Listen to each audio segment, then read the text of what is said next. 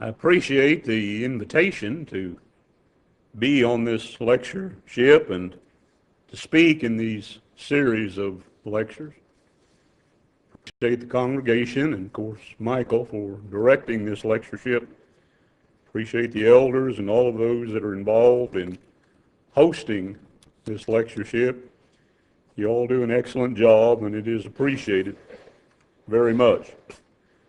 One of the great things about coming to a lectureship is that you get to see so many people that you haven't seen since perhaps the last lectureship you were attending.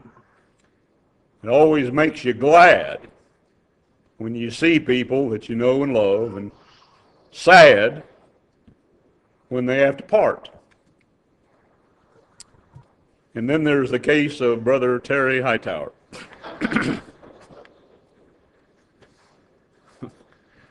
Brother Johnny Oxendine was riding with me the other night, coming to the lectureship, and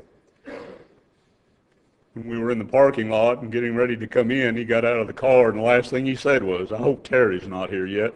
We'll have at least one quiet night." No, we're even glad to see Terry. Let me give you just a quick update, if I may, on John Rose. As many of you know, he was blind in one eye and couldn't see out of the other, and had 2 eye surgeries, cataract surgeries. The first one never really cleared up completely. It was a little blurry. It was better than it was, but the blurriness, they said, was due to an astigmatism. And so they went ahead and later on did the second surgery. It's done fine. And recently, I believe he had some other procedure done where he said, do some cutting. I don't know what all that involves, but that was supposed to help or clear up the astigmatism. And the doctor has said that she didn't want to do any more than what she's already done, but that if it didn't clear it up, that he may have to get some reading glasses to the first power, whatever that is. And that's where they stand right now. They are indeed appreciative of, and I would add my appreciation too, to the fact that so many offered prayers and also sent some financial help. They did not have any insurance for that surgery, and we all appreciate it very much. Theme of the lectureship, innovations. According to Webster, the meaning of the word innovation is something newly introduced, new method, custom, device, etc., change in the way of doing things. The question for consideration in this lesson concerns voting on elders. The word vote, when used as a noun, means a decision by a group on a proposal, resolution, bill, etc., or a choice between candidates for office expressed by a written ballot, voice, show of hands, etc. Used as a verb, intransitive, it means to express the will or a preference in a matter by ballot, voice, etc., give or cast a vote, to declare a preference, wish, opinion, etc. And when used as a verb transitive, means to decide, choose, and act, or authorize by vote, to grant or confer by vote, or to support in voting. I'm going to study this question under 4 basic headings. Number 1, some problems concerning voting. Number 2, some passages concerning voting. Number 3, some principles concerning voting. And number 4, some perversions concerning voting.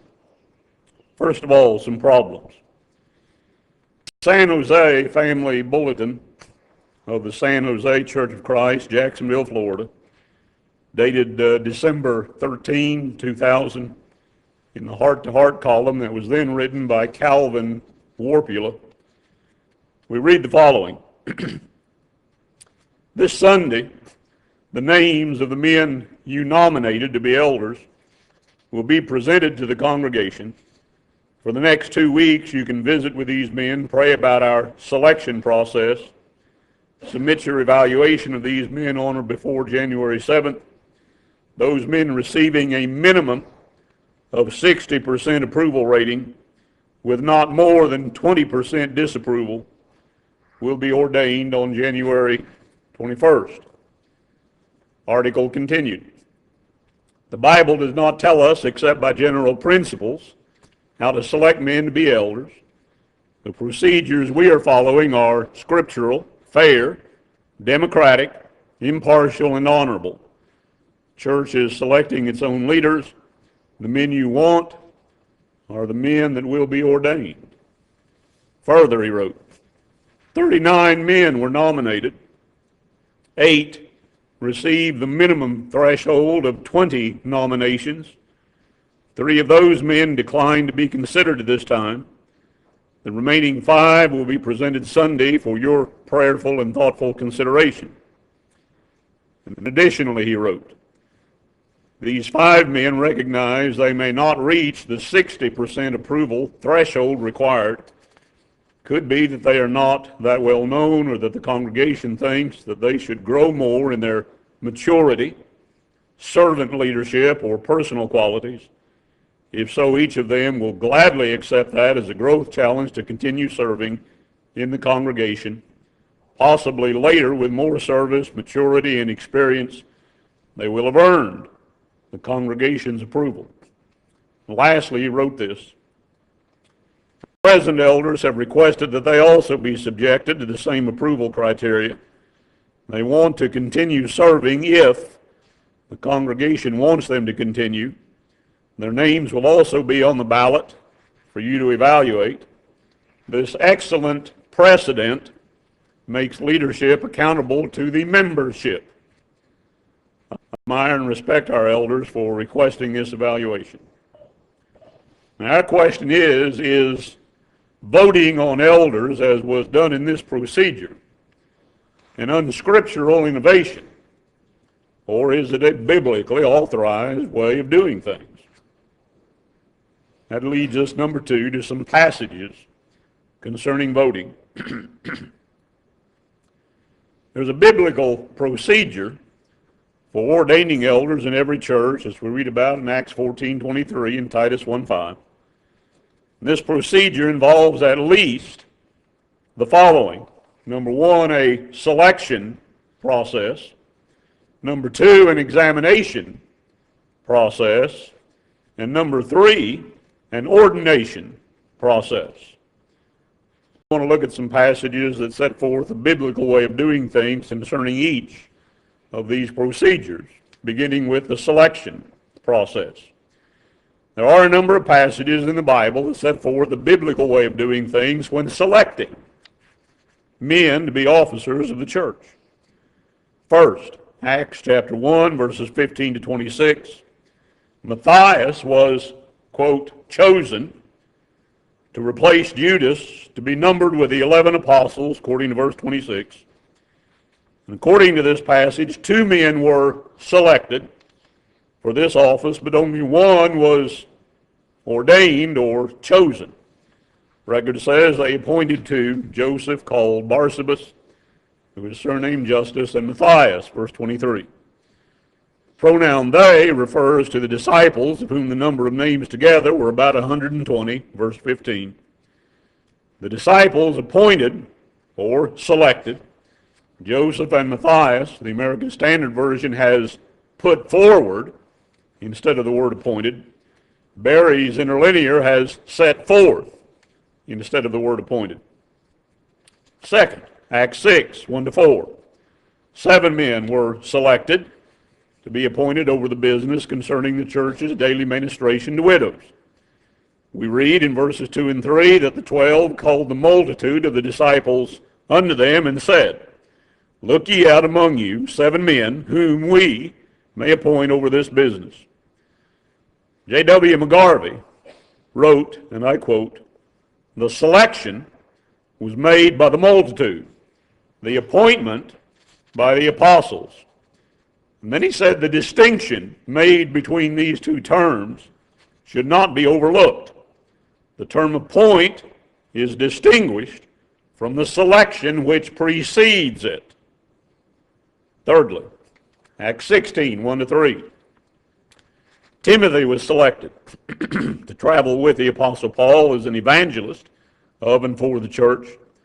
And the fact that him would Paul have to go forth with him, verse 3, was based on the fact that Timothy, according to verse 2, was well reported of by the brethren that were at Lystra and Iconium. Fourth, 1 Corinthians 16, 1-4. Paul wrote concerning the collection for the saints, verse 1. Verse 3 he said, when I come, whomsoever ye shall approve by your letters, them will I send to bring your liberality unto Jerusalem. The church, approved by letters, that's a selection process. Those that Paul sent, that is appointed, to bring this liberality or collection to Jerusalem. Number 5, 2 Corinthians 8, 16-24.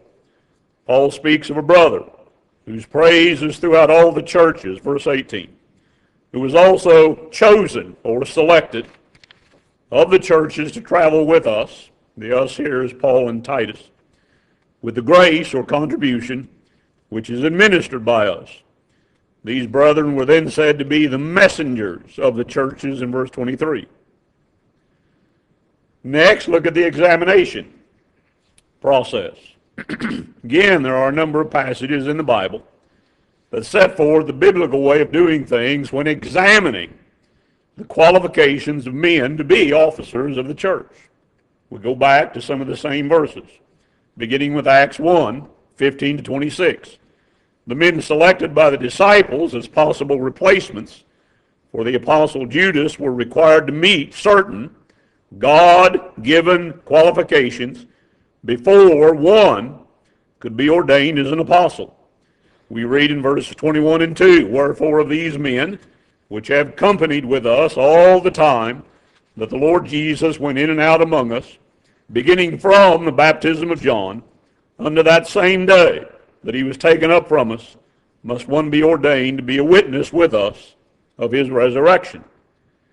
Then in Acts 6, 1-4, 7 men were selected by the disciples for appointment over the business concerning the daily ministration of the church to widows.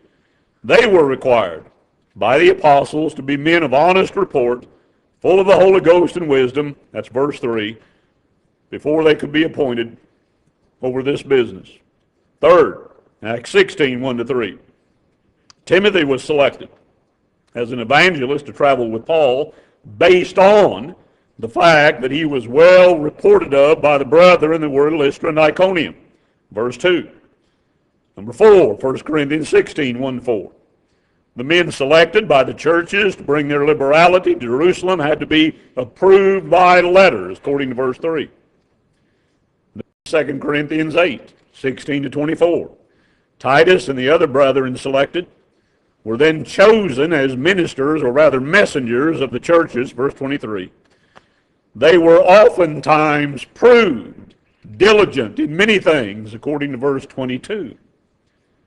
And then the sixth place, 1 Timothy 3, verses 1-7, and Titus 1, 5-11. You have qualifications for the office of a bishop, 1 Timothy 3, 1, that are specified so that Timothy and Titus and others could ordain elders in every city, Titus 1, 5. That leads us to number 3, the ordination process. There are also passages in the Bible that set forth the biblical way of doing things concerning the ordination of officers in the church.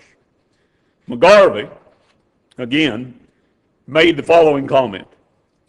Said the following statement is made concerning Paul and Barnabas while engaged in their first missionary tour, and then he quotes from Acts 14:23. When they had ordained them elders in every church and had prayed with fasting, they commended them to the Lord on whom they believed. The term here rendered ordained is a compound of one word in the Greek, meaning the hand, another meaning to stretch forth. And its primary meaning is to stretch forth the hand.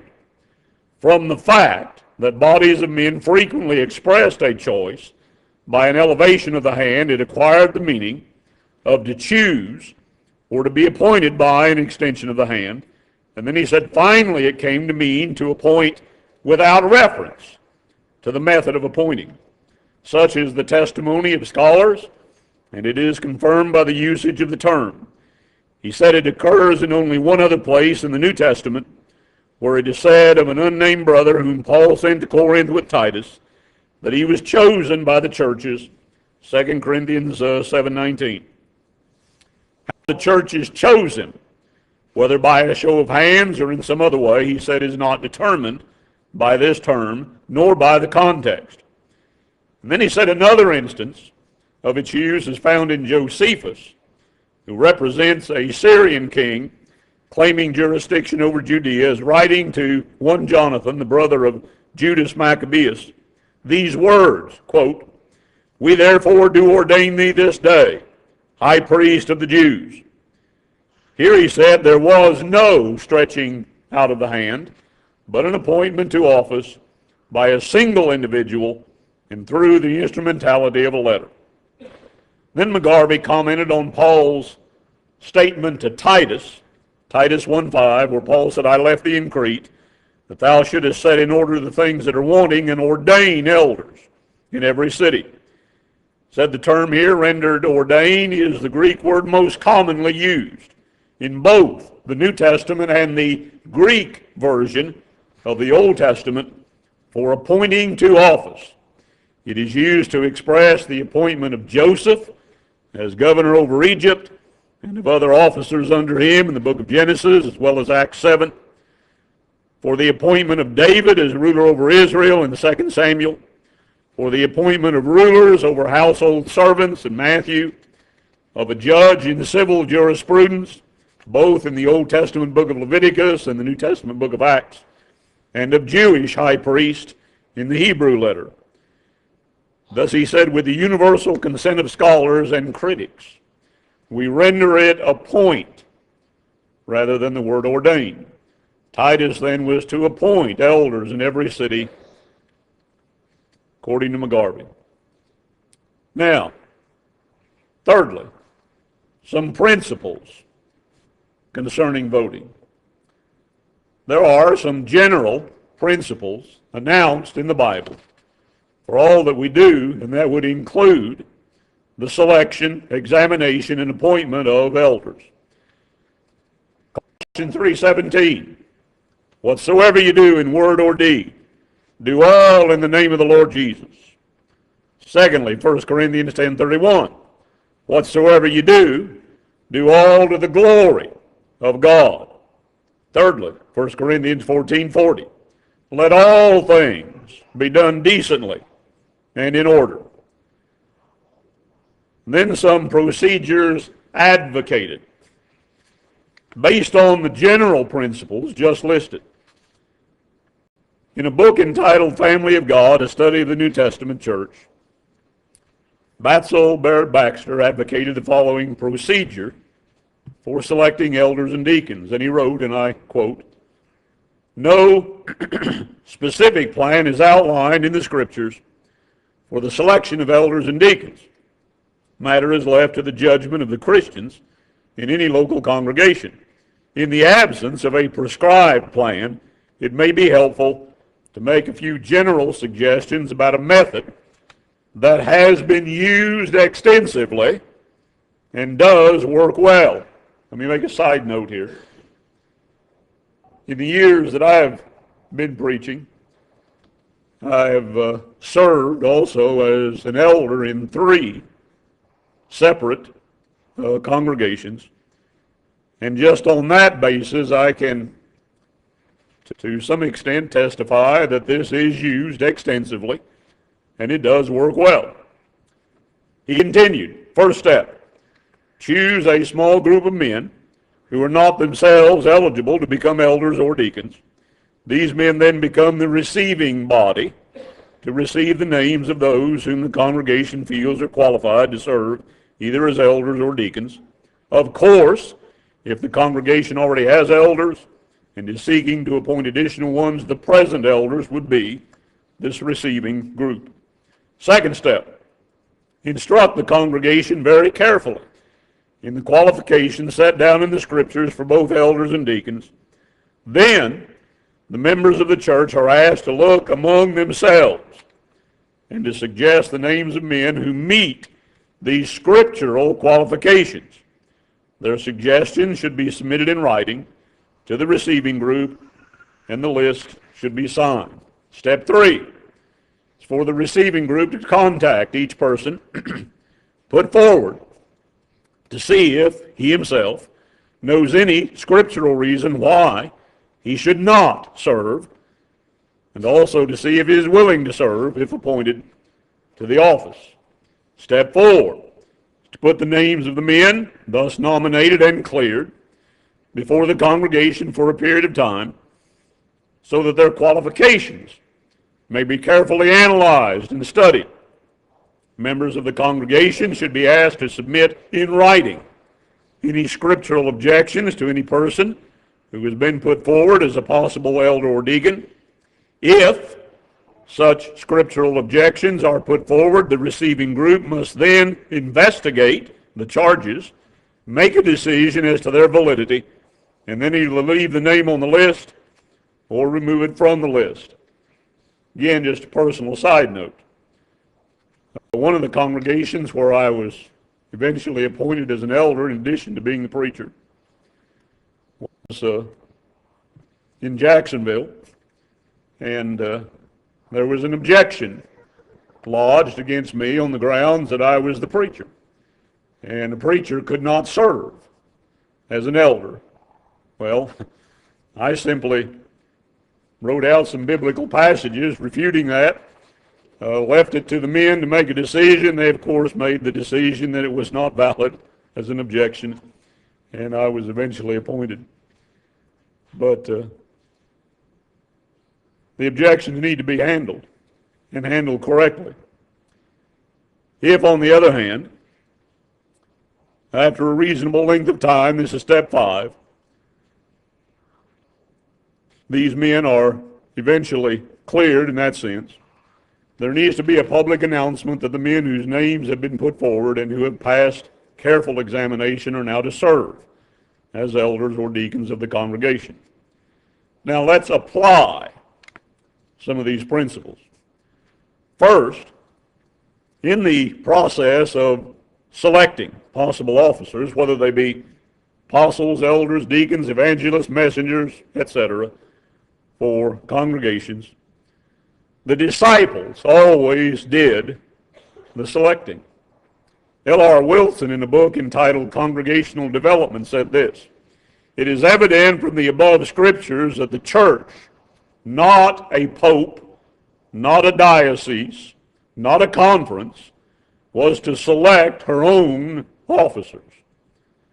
Now, since the word vote, by definition, means a decision, a choice, to express the will, to declare preference, wish, or opinion, to decide, choose, enact, or authorize, to grant or confer, to support, then by that definition there was and there is a vote by members of local congregations in the process of selecting men as possible elders of and for local congregations. But Wilson added this comment: "Let no one get excited at the words vote and nominate. We are not advocating democratic or congregational government." 2 points need to be proclaimed here. Number 1, this vote, so-called, does not appoint or ordain men, whether they're qualified or unqualified, to the eldership. Secondly, this vote, so-called, does not remove men, qualified or unqualified, from the eldership. This process simply selects men as possible elders.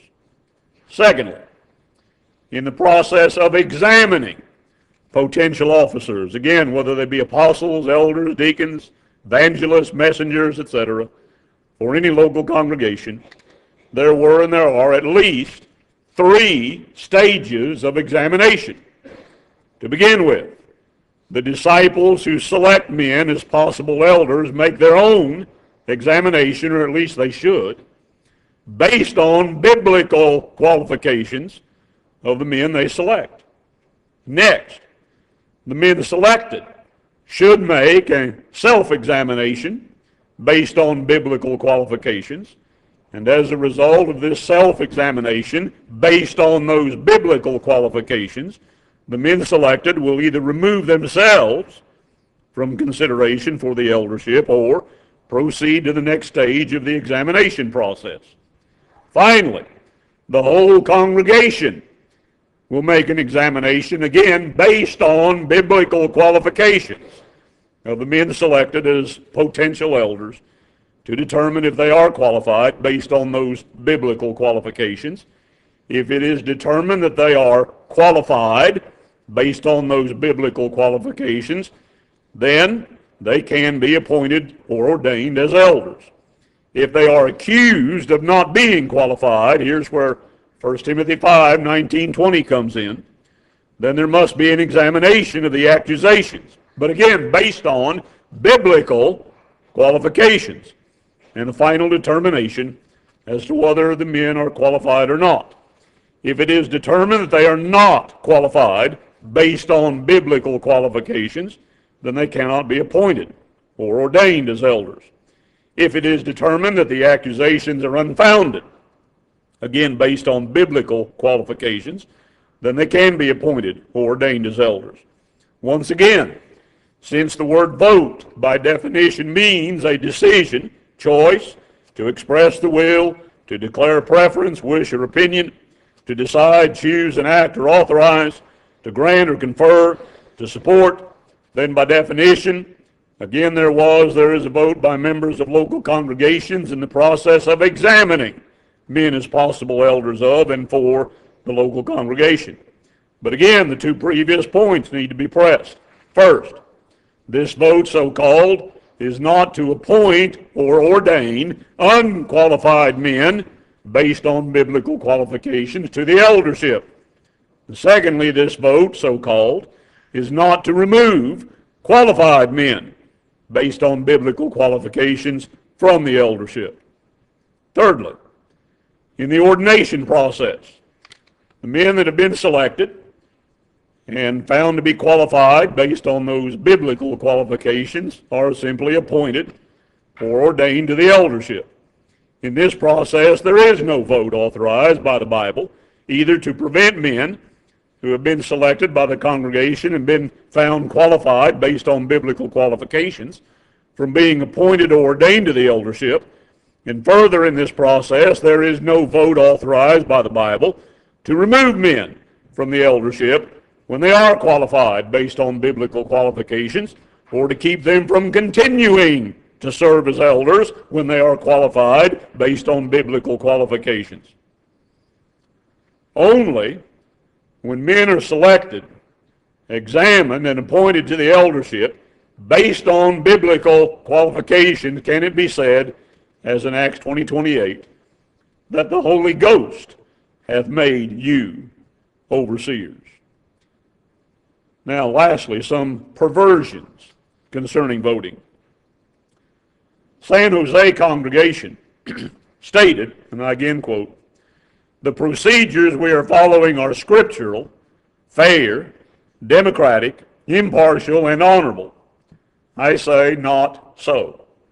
In reality, the San Jose congregation perverted the scriptural principles concerning the selection process, the examination process, and the ordination process.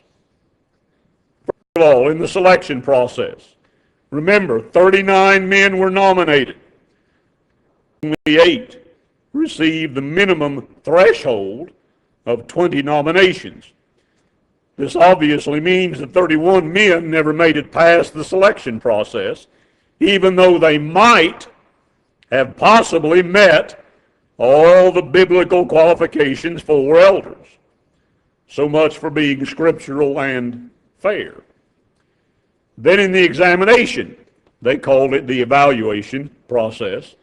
instead of examining or evaluating the qualifications of these men based on biblical qualifications, the process was perverted by changing specifically stated biblical qualifications into ambiguously stated but required man-made qualifications such as, quote, well-known, or again, quote, maturity, or again, quote, servant leadership, or again, quote, personal qualities. It is stated, these 5 men recognize that they may not reach the 60% approval threshold required. It could be that they are not that well known, or that the congregation thinks that they should grow more in their maturity, servant leadership, or personal qualities. Thus, instead of examining the biblical qualifications of these men, this process was perverted by changing it into an unauthorized democratic popularity vote. It was stated again, those men receiving a minimum of 60% approval rating with not more than 20% disapproval will be ordained on January 21st. Concerning those men who were not popular enough, it was stated, quote, possibly later with more service, maturity, and experience, they will have earned the congregation's approval. All of this obviously means that men who might possibly have been biblically qualified to be ordained as elders were not ordained because they did not meet the unscriptural, man-made threshold of 60% approval rating, or they had more than the unscriptural, man-made threshold of 20% disapproval rating. Obviously means that men who might not have been biblically qualified to be ordained as elders were unscripturally ordained because they did meet the unscriptural man-made threshold of 60% approval rating and did not have more than the unscriptural man-made threshold of 20% disapproval rating. So much for being impartial and honorable. I've often wondered what threshold Matthias had. During the ordination process, not only was it possible that biblically qualified men were not ordained as elders, and or that biblically unqualified men were ordained as elders, it was also possible that biblically qualified men already serving as elders were removed from office. It was stated, our present elders have requested that they also be subjected to the same approval criteria. They want to continue serving if the congregation wants them to continue. Their names will also be on the ballot for you to evaluate. San Jose congregation concluded their unscriptural, man-made perversions of the selection process and the examination process and the ordination process for elders by stating this. This excellent precedent makes leadership accountable to the membership. Now, the Bible teaches that the shepherds of a congregation are accountable to the chief shepherd, and that the members are accountable to both the chief shepherd and their congregation's shepherds, according to Hebrews 13, verses 7 and 17, 1 Peter 5, 1-4. Thus, what the San Jose congregation practiced was indeed a precedent, but it was also an innovation, an unauthorized way of doing things that involved unauthorized voting on elders.